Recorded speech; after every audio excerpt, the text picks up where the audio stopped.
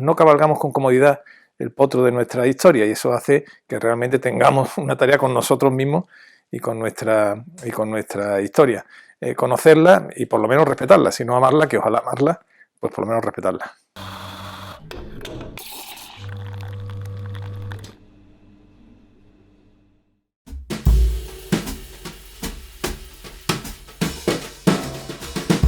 Los españoles cabalgamos en la ajenidad de nuestra propia historia, por varios motivos.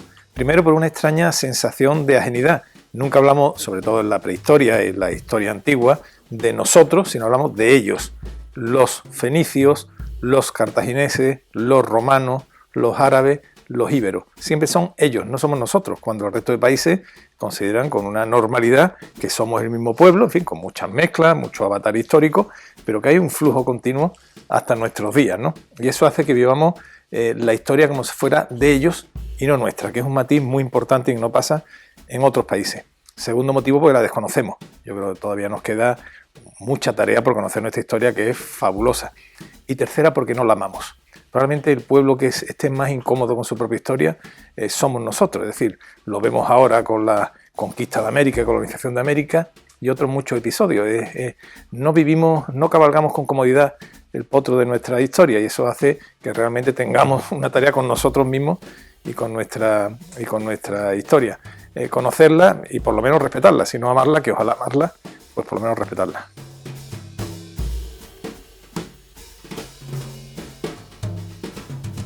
La cultura íbera no empieza a documentarse de verdad hasta finales del XIX y sobre todo a principios del XX, ¿no? Con los grandes descubrimientos, por ejemplo, de la Dama de Elche, que pone sobre la mesa de toda Europa, del mundo cultural, histórico e intelectual, la existencia de una cultura muy rica en España, de la misma potencia que el resto de culturas contemporáneas del Mediterráneo, ¿no? Que se había dudado hasta ese momento.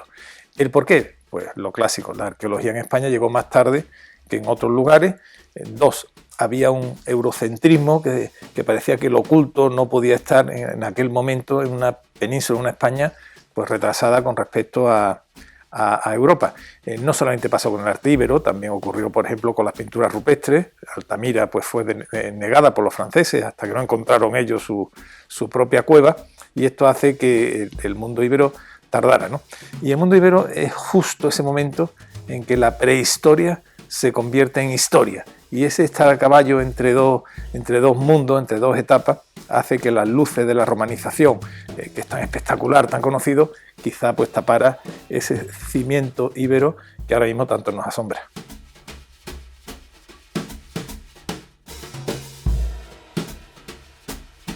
La cultura íbera nos resulta misteriosa y al tiempo fascinante. ¿Por qué misteriosa? Porque la Hispania romana es muy conocida, hay muchos textos, mucha arqueología, mucha epigrafía, y de repente pues tapó la etapa precedente, etapa íbera. La etapa íbera resulta fascinante porque podemos poner el nombre. Los romanos bautizaron, conocemos sus ciudades, su topónimo, sus batallas, y eso hace que nos atraiga. Nos faltaba la arqueología. Y ahora mismo se está, lógicamente, pues mejorando el conocimiento de este mundo íbero, que ya repito, que va a equipararnos con el resto de culturas contemporáneas, etrusco, el Mediterráneo oriental, de las distintas culturas del hierro. Es ese estar a caballo entre dos etapas, la protohistoria y la historia, lo que le hizo quedar en penumbra frente a la luz de Roma.